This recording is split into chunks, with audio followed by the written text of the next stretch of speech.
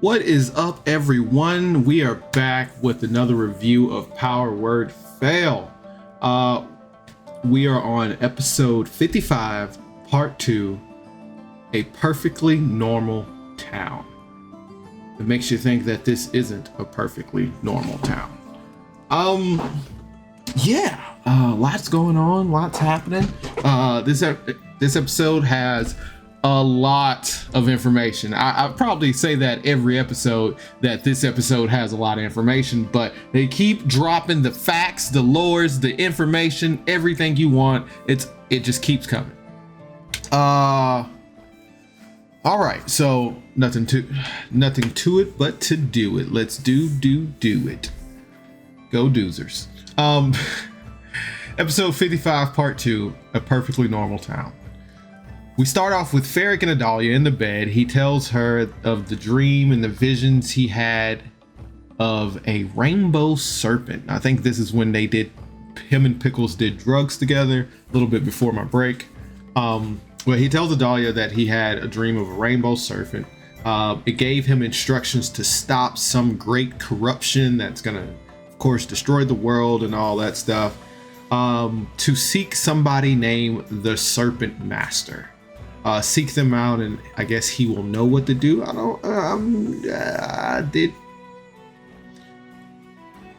So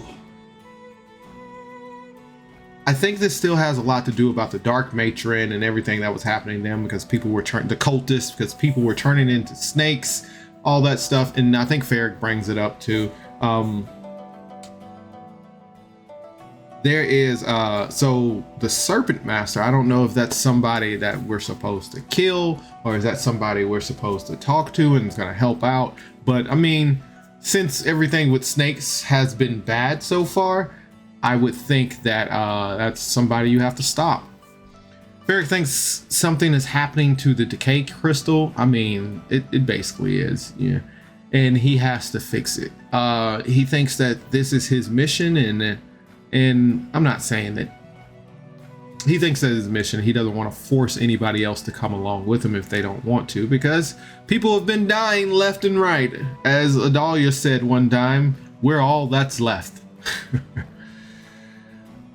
Pickles, we cut over to Pickles. She's updating the Traileys on their lives and their adventures. She has an art book and she's flipping through it.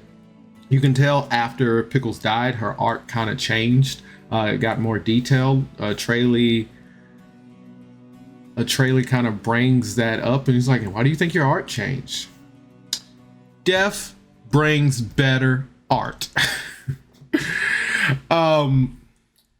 Pickles doesn't think she's herself anymore. She doesn't think if we had a percentage meter of her brain and how much is Eric and how much is Pickles. My guess is 85% is Eric, 15% is Pickles. But I don't think that's true. Pickles is still herself. She's still herself. She's still her loving, violently impulsive self. I think she's just getting too much in her head about what happened and what's going on. I mean, I'm pretty sure it's a lot to figure out that you have a ghost man inside your head and he might be controlling you. But I think she's still herself. She just has to intake a lot. Atreides is talking to Pickles. He's encouraging her. He's kind of like walking her through this. Nathan does a good job at playing Jesus Atreides. That's what I've been calling him, Jesus Atreides.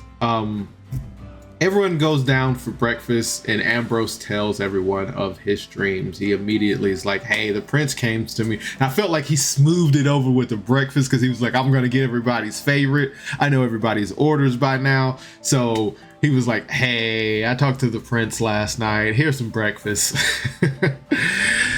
They have a meeting about what to do next. They talk about a lot of stuff. Pickles is like, "Man, you really poke the bear, spit on the bear, antagonize the bear, and you just expect everything to be cool."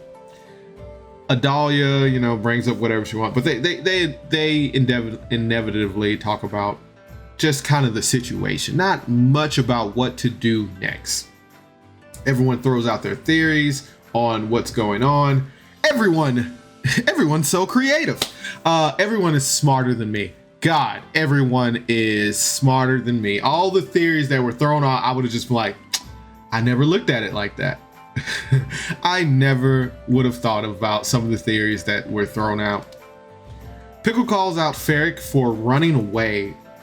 She lays into everyone about trusting her. A lot of people have not trusted Pickles in a way that seems like she's capable. I have mixed emotions, and this is gonna come off mixed feelings because Pickles is my favorite, of course, but she has been impulsive, but she has been loyal. She has been violent, but she has been respectful. So I can see where people's like, that's just Pickles. Because I remember one of my games, like somebody played like the mean mom type, and it just became like she's a mean person and they didn't ask her to do stuff, but she wasn't really a mean person. They just portrayed her as that because that's the character archetype that she was playing, and it just came across wrong. But I mean, I don't know. Pickles had a lot of great points about like, hey, I've been here, you know, I'm loyal, I've been standing by, and she talks about how Ferric runs a lot. She's like, you've ran away like 3 times, and I have stood and had a fight. I have fought. We lost Mirage. Everybody doesn't trust me to do XYZ. So she kind of lays into everybody, and of course Adalia is one of the only people who like fully wholeheartedly trust Pickles. And it's not like they don't trust Pickles like they shouldn't be adventuring with her, but they don't trust Pickles as in like, I don't know what you watch the episode and she explains it way better than I do think there needs to be a talk about running away and retreating, because that Ravenel fight, I mean, it was inevitable of what was going to happen, but I do think that was more of a tactical retreat. There should be a talk of like, if things look dire, we should figure out a safe word to be like, we need to retreat, versus I think this one person is going to run away. We get back on task looking for Christopher's mother and finding out some information there. Ambrose gives Pokey back to Pickles because he trusts her. And they head off to find Christopher's mother. They come up on a mansion and they find out that it is the Stone Hall estate. Not the Stone Wall. I thought they were saying Stone Wall last episode. But they come up on this Stone Hall estate. They head to find...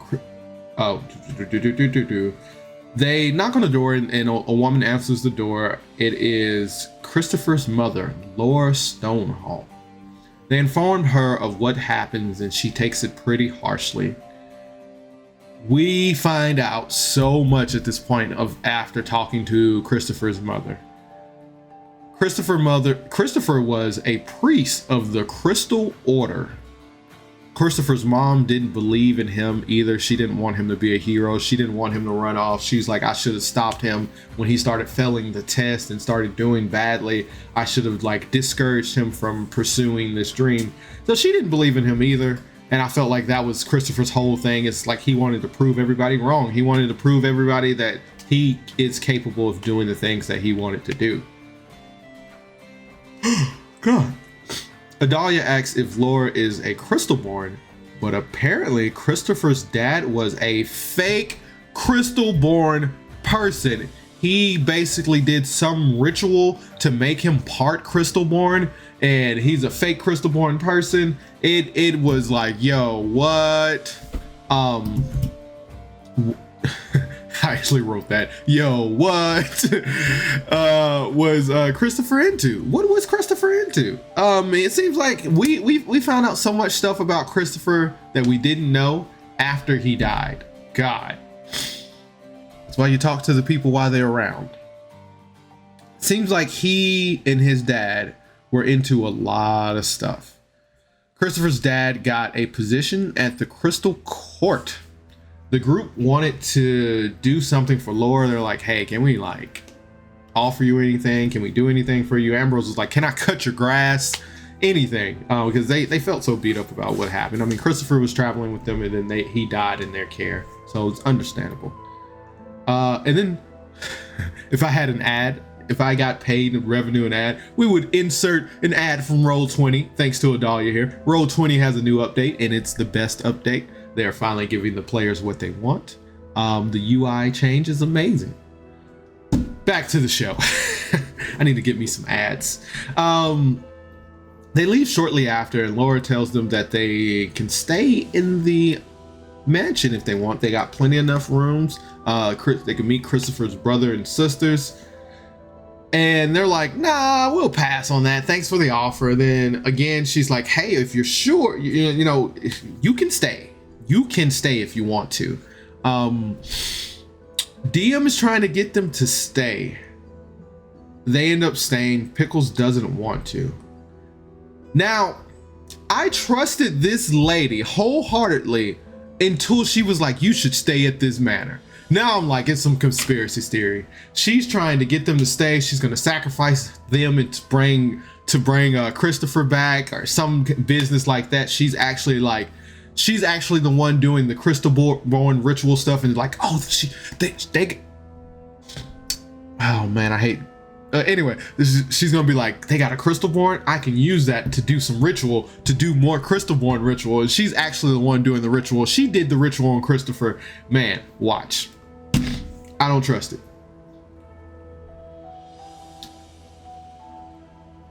The group decides to go out on a walk and get their stuff and things, and just give Laura some more time to grieve and talk to her children if necessary.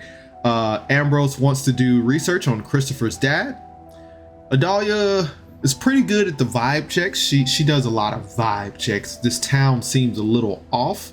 Everybody has got a case of the Mondays times 1000s. They end up seeing Brahm as they walk around, and Adalia goes over to talk to him. Everybody's like, no, don't talk to him. Just keep walking. Why do people do this when they're like trying to hide from people? It's like, you're still gonna see the figure of that person. I would still, anyway. Scroll down. Brahm, Adalia kind of hits. Adalia kind of talks to Brahm, and they get that conversation going. And then Brahm's like, I don't see what you see in Ferric, and he hits on Adalia. Adalia kind of pushes that off, and Ferric just laughs in the background. And then Brahm was like, hey, you know, I'm available, rub nipples. Then he's like, you know, we Ferric can be invited too, you know, we can have a little threesome there. And I was just like, yo, this man has no shame. Ferric is clearly not interested, and Adalia just was trying to be a good Samaritan around these parts.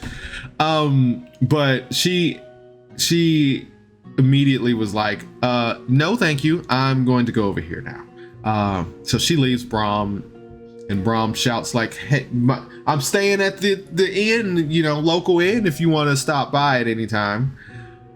They head over to that tavern and look for Oasis, and Ferric asks for a cold glass of water when it's supposed to be the coldest glass of water. But they find out that Oasis is in this town. The tavern keeper is like, hey, just come around back. I don't want to let anybody back, and kind of like let everybody know that what's going on here. So they sneak around back, and that is where the episode ends. Oh, I am more interested in Christopher and what's going on with him. I hate that this boy is dead. I just want to know so much, and it's so much going on with him, and it seems like he was his dad. Like I didn't say this in my notes, but his dad was doing something with the dragon and the crystalborn ritual, and there was so much going on. that I was like, man, I wish Christopher was still around so they can question him and Ferret can yell at him. This was a great episode. I love the information.